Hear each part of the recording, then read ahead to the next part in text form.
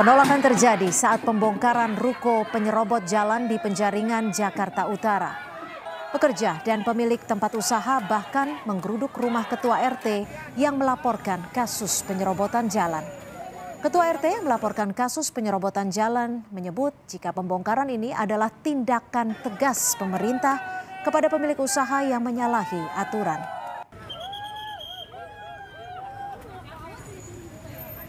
Bapak PJ Gubernur Heri Budi Hartono baru ditanggapi pada Januari dan Februari 2023. Kalau pada saat ini ada tindakan eksekusi, itu adalah tindakan tegas atas nama hukum oleh pemerintah. Bongkar itu saluran air dan bahu jalan, bukan usahanya, bukan tempat usaha kalian, bukan tempat pekerjaan kalian. Itu mesti tahu.